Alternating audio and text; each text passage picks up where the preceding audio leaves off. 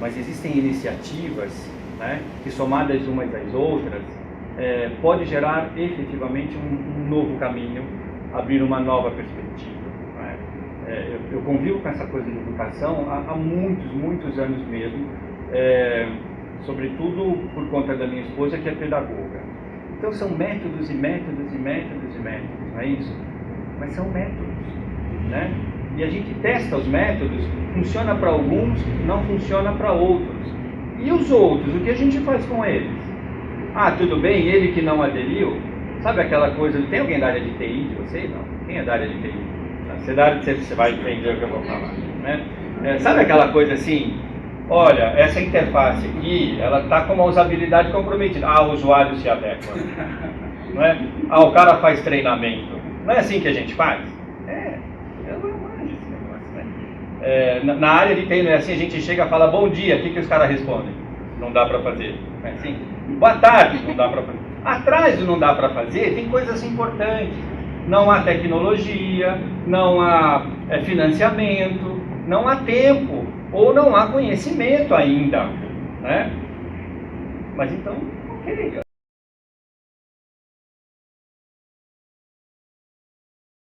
Eles privilegiam muito mais o simplório, né, como vamos ganhar tempo. Então a formação de um indivíduo na graduação era de 3.000 e tantas horas, agora vai ser de 1.600 horas, né? Então se negligencia tanta complexidade e a gente entrega não a simplicidade, mas a condição do simplório. E eu acho que isso gera uma dificuldade. Diga.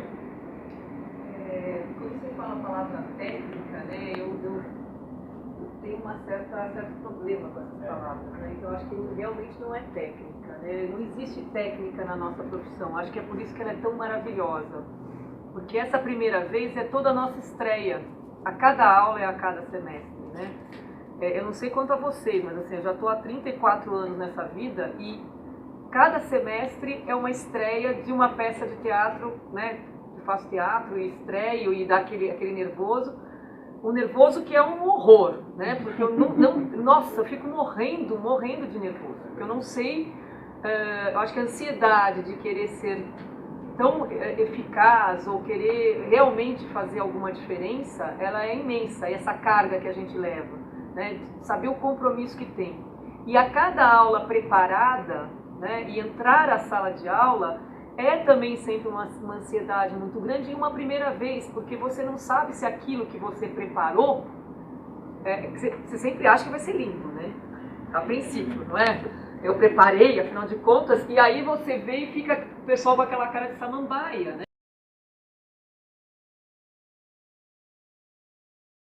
Ficar em pé por mais de 100 metros, aí você parecia uma criança, de tanto você dava risada. Mas depois eu falei assim, nossa, a minha parte adulta ficou com medo. Eu falei, eu vou cair. Aí eu parei e caí.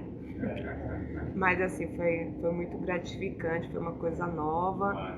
E eu pretendo dar sequência, mas, gente, é difícil, viu? Não é fácil, não. Quem mais? Quando foi? É uma experiência igualzinha. É mesmo? Eu me dei uma bicicleta com 51 anos. Eu nunca tinha andado de bicicleta. E aí? Nossa, eu me senti o máximo. Né? O medo, tremo até agora, tremo. E uma das vezes eu falei, não, eu tenho que romper a barreira sozinha. Aí peguei a bicicleta e fui para a ciclovia. Aí eu não aguentei, saí da bicicleta, sentei no meio-fio e comecei a chorar. E aí veio um rapaz que era tomava conta da rua, guarda. Aí veio falar assim, tá passando bem, tô ótima, tô feliz, mas eu tenho que chorar, tá? Eu vou chorar muito e depois eu vou subir na bicicleta de novo, vou continuar andando. E ele não entendeu absolutamente nada, e isso que aconteceu. Chorei. Agora eu posso ir. Aí fui de novo. E aí eu choro, vai de novo. Porque a aprendizagem é uma coisa muito dolorida e de mudança interior. Né? Então ela mexe com todo o teu paradigma, né? De equilíbrio, de atenção. Eu já tenho uma certa idade, já não está assim tão bom, né? Então ainda fica meio atrapalhada, né? Mas isso te renova. Então a gente percebe que como aprender rejuvenesce, renova, você tem outra perspectiva de vida, né? Eu acho que isso para mim foi... Eu acho que esse é um ponto central, né? Quando eu me coloco num ambiente de aprendizagem, aí dê o nome que quiser dar, curso, aula, é importante, ao sair dali, sair com esse sentimento de renovação. A natureza se renova o tempo inteiro em nós, né? Então é importante que a nossa consciência também se sinta renovada, né? A cada vez que a gente se coloca num ambiente chamado ambiente de aprendizagem. Para que a gente aprende? Né? Para sair diferente do modo como entrou. Aliás, essa é também uma forma muito importante, que eu costumo colocar sempre no início dos nossos cursos. Se você sair hoje da sala de aula exatamente como chegou, eu falhei, né? De verdade, eu falhei. E aí eu percebi uma coisa muito curiosa, porque às vezes acontece, a gente falha. Às vezes a gente se sente ao final de uma aula, sabe, meio morto, assim, meio xoxo. O pessoal que é professor sabe disso. Já aconteceu isso, não? E para quem já aconteceu e não tem coragem de falar? Um monte de nós isso acontece. Mas às vezes você sai de uma sala de aula pilhado, né? Feliz, porque efetivamente houve uma renovação, né? Cada célula, né, do organismo ficou impregnada, não é? daquela renovação, e a gente chama isso talvez de sensação de felicidade, alegria. Mais uma pessoa pode falar a última vez que fez uma coisa que nunca fez e que possa ser feita. Eu fiz uma coisa que é pequena, na verdade. Causou, essa semana, não fui eu que causei a mudança, mas houve uma mudança no meu trajeto. A Brigadeiro, agora você pode descer. Eu nunca tinha descido a Brigadeiro de carro. E quando eu cheguei, fez um caminho, eu trabalho num teatro há 17 anos. Eu nunca fiz aquele caminho para ir para o mesmo lugar. Então, quando eu cheguei no teatro, eu cheguei diferente, porque eu fiz um caminho que eu nunca vi. E assim, o resto do caminho foi todo diferente. Eu cheguei lá estranha, mas feliz até com esse estranhamento, porque eu fui olhando tudo no caminho. Né? Tudo bem, eu sou fotógrafa, então eu vou olhando sempre. Mas quando o caminho é novo e a perspectiva do caminho era nova. Eu acho que essa é uma outra essência, né? Aí isso transformou alguma coisa ali dentro.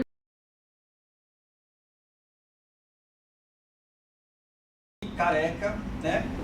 Porque tinha acabado de entrar na faculdade, dando aula de educação artística, estando com um conteúdo ainda extremamente pequeno de arte, porque era o primeiro semestre, mas de alguma forma o governo do estado naquela época precisava de professores, e na cidade que eu morava entrou na faculdade com ok, professor. Né? Ok, professor. E de verdade, os alunos naquela ocasião eram muito próximos da minha faixa etária. A gente está falando de uma época em que encontrava na sala de aula jovens com 14, 15, às vezes 16 anos, ainda no que a gente chamava de 7ª série, né? E eu tinha acabado de entrar na faculdade, então não havia uma distância, né, de idade e tudo. E eu comecei a me relacionar com essa experiência de professor, não como aquele que leva a algo efetivamente diferente da vida daquelas pessoas, mas como alguém que as experienciava também, meio que por semelhança de faixa etária. Qual era a diferença? A cada semana de aula na faculdade, eu tinha uma nova história para contar para eles na semana seguinte, né? Até mesmo como conteúdo de aula. E aí surgiram alguns conflitos. Por exemplo, tive que dar nota. Né? Como dar nota? Como medir competência, aferir, retenção de conhecimento? E o curioso é porque eu era submetido a essa condição desde criança. A gente sempre recebeu notas, mas aí eu dei de lado. Como dar nota? Como medir? E aí desde aquela época eu pensei, bom, nota não vai fazer muito parte da minha postura, sobretudo quando eu tenho que julgar alguém para dizer esse cara tem ou não condição de ir adiante. Condição de ir adiante ele tem, ele chegou até aqui, ponto. Né? O como ele vai adiante, isso sim é minha responsabilidade, mas eu ainda não tinha essa clareza. Bom, os anos passaram, eu saí da escola, né, do governo, e fui para a indústria. O curso que eu fazia na faculdade era de artes plásticas, mas na verdade a profissão era desenho industrial, que hoje tem um nome chique, a gente chama de design. Fui para a indústria. para minha felicidade, fui desenhar instrumentos musicais. E aí o contato, né, com a música e com a arte, um pouco que me imunizou, não é, da rigidez e do rigor das regras, das estruturas do não pode errar, né? Na indústria e com esse ambiente mais hostil do transformar matéria-prima em objetos utilizáveis, num belo dia um ex-professor, já tinha me informado, um ex-professor me acha, me liga e fala: olha, arrumei aulas para você na faculdade de design de Birigui, tá bom? Eu falei: pera, vamos com calma, como tá bom, né?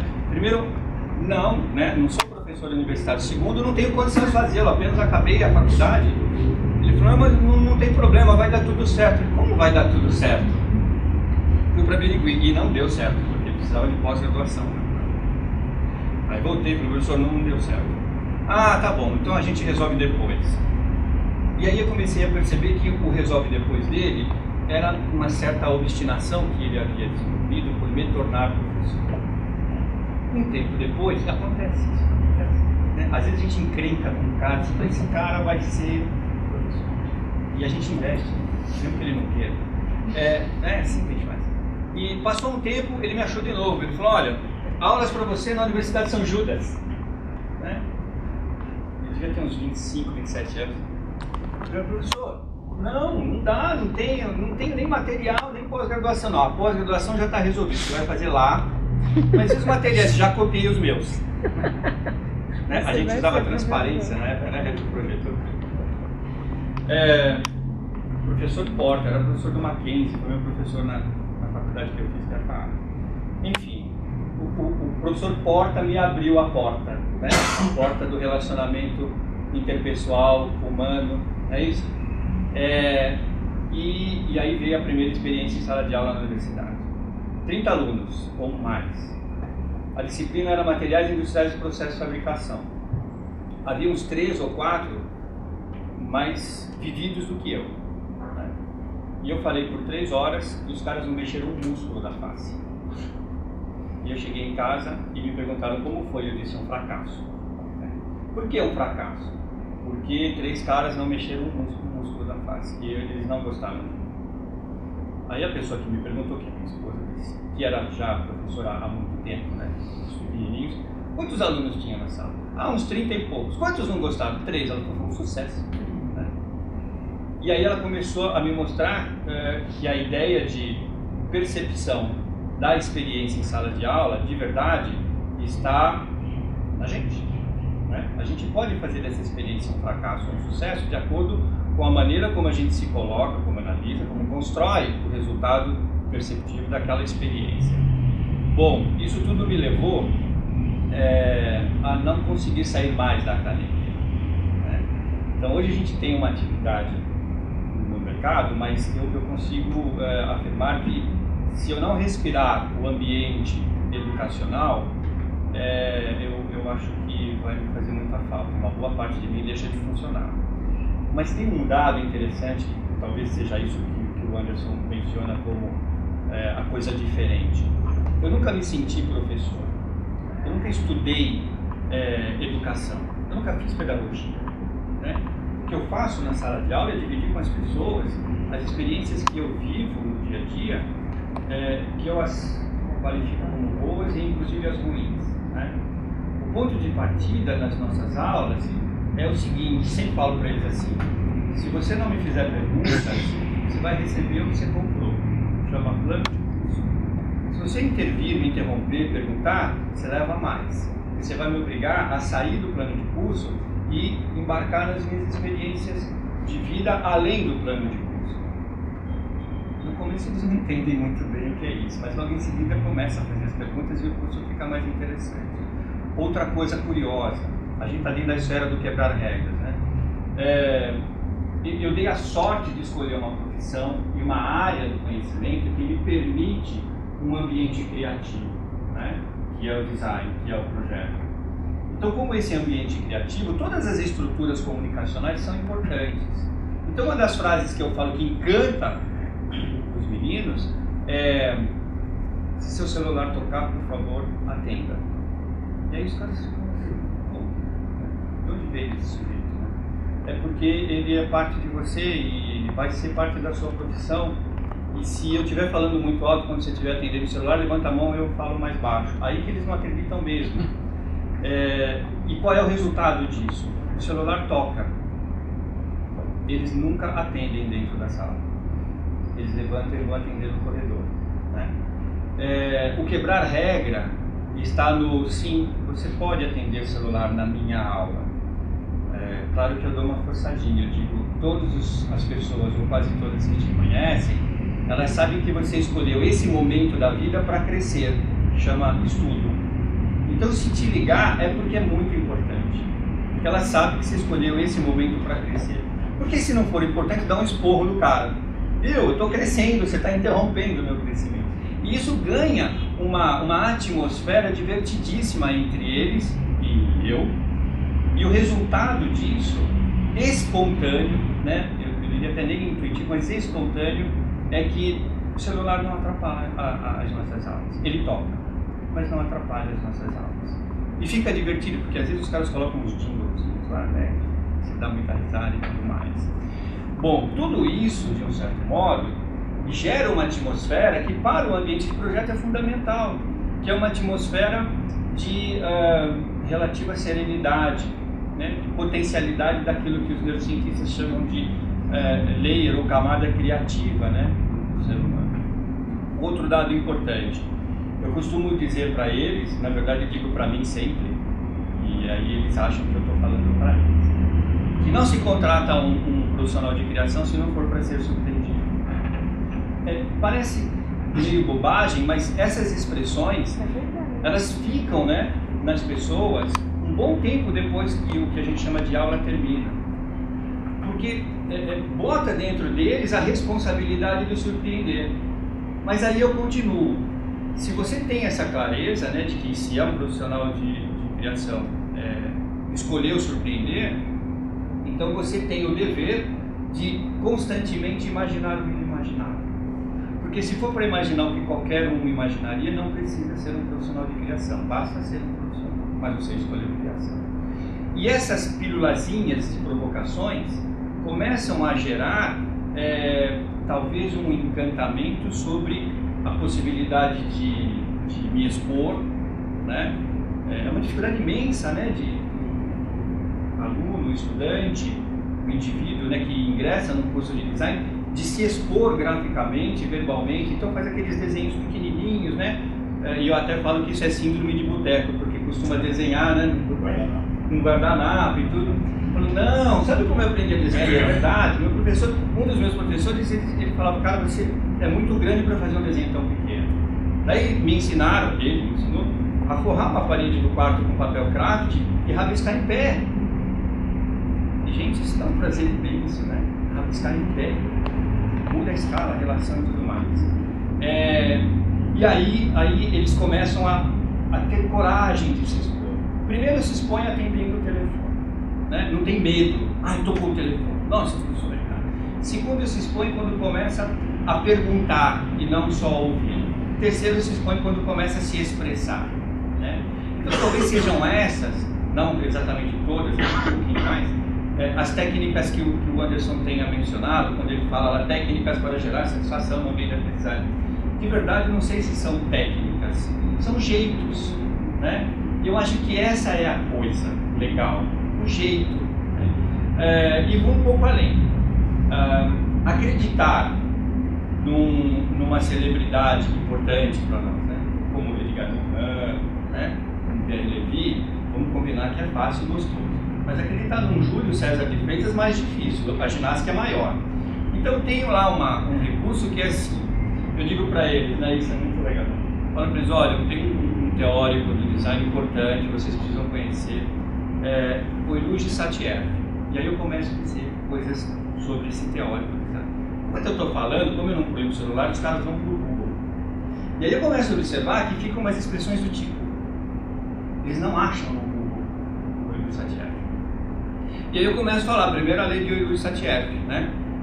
A teoria que na prática é outra, se assim ocorreu, ou foi uma teoria mal aplicada, ou se de tão bem aplicada que foi, sugere uma nova teoria, porque teorias são práticas bem-sucedidas documentadas. Aí eu peço para um deles repetir, aí não consegue, daí eu ganho tempo para explicar melhor. E lá no final, eu revelo a história do Edu Satiev, que é Júlio Freitas, o meu nome é o contrário. E aí eles ficam, alguns ficam meio bravinhos, outros ficam contentinhos, mas de um certo modo fica bem claro para eles e para mim também, que de verdade a construção do conhecimento em todas as áreas é efetivamente um processo colaborativo, ela não está restrita a algumas importantes e essenciais celebridades, né? Mas também é parte da contribuição de todos nós, ainda que seja um Júlio Freitas, né? Um Júlio César de Freitas ou um Uigur Satiev. E isso gera na sala de aula, no ambiente de aprendizagem, uma atmosfera favorável, positiva. A gente fica amigos. 2000, eu acho que foi quando a gente se conheceu, né? 16 anos. Mesma forma, né? 2000, um pouco antes, 99. E essas amizades, elas não são construídas necessariamente pelo procedimento do relacionamento eventual. Eventualmente a gente se encontra, mas eventual do tipo, encontrei com fulano ou com ciclano. Não, eu acho que é uma amizade construída através de uma efetiva, espontânea doação de saberes e de experiências, né? Meio que não submetido às regras, às vezes necessárias, né? Mas rigorosas ao ponto de impedir um entrelaçamento efetivo de compromissos entre seres humanos. A gente tem compromissos comerciais, a gente tem compromissos acadêmicos, preciso entregar o artigo, preciso publicar, preciso isso, preciso aquilo, mas esse compromisso de conivência humana, talvez ele ainda não tenha se conseguido regrá-lo, né? Tem talvez uma outra expressão que possa nos ajudar nisso, uma delas é a empatia, mas a empatia por si, meio que ela ocorre entre um ou outro ser humano, mas não necessariamente entre todos, né? E o que a gente consegue nessas aulas, quebrando um pouquinho essas regras, é uma atmosfera de empatia, não uma empatia plena e circunscrita a duas ou três pessoas. Essa atmosfera de empatia a gente chama de ambiente criativo. Não um ambiente criativo do tipo arquitetura de interiores de Google, de Microsoft, tem a sua contribuição, são importantes. Mas um ambiente criativo que gera uma lógica, uma lógica diferente, né? Que lógica diferente é essa? A gente foi educado o tempo inteiro numa lógica aristotélica, né? A lâmpada está acesa ou apagada, 0 e 1, né? O dia está quente ou está frio, né? O líquido está quente ou frio. Estou triste ou feliz. E isso é importante, porque de um certo modo nos permitiu conhecer, nos relacionar com o mundo como a gente o compreende. Não se duvida disso, não se questiona isso, né? Gerou o que a gente chama hoje de computação, né? Lógica booleana e tarará, 0 e 1. Mas a gente usa para esse tipo de ambiente criativo, que não é um ambiente externo, é o que eu chamo de um ambiente interno, né? Uma lógica diferente. Qual é a lógica diferente? Não sei. Talvez a lógica fuzzy, né? Que é a lógica, né, das possibilidades. Esses dias mesmo, dialogando com uma colega que estava com uma posição muito definida sobre uma determinada verdade, eu citei o que seria do branco e do preto se não fossem as variações de cinza. Eu prefiro ficar nas escalas de cinza, às vezes para o branco, às vezes para o preto, mas as escalas de cinza parece que me definem melhor, né? O ser humano não está só feliz ou só triste, às vezes a gente está meio injuriado, é isso? Não gosto apenas da lâmpada apagada ou acesa, eu gosto de uma penumbra. O leite quente ou frio, não sei, morno é bacana. Aliás, o pessoal nos cafés das escolas que eu trabalho, eles até tiram um sarrinho, porque eu sempre peço um carioca morno. O que é morno, professor? Elas perguntam, né? O que é morno? Morno é aquilo que não é quente nem frio, não resolve nada, mas elas acabam entregando o morno.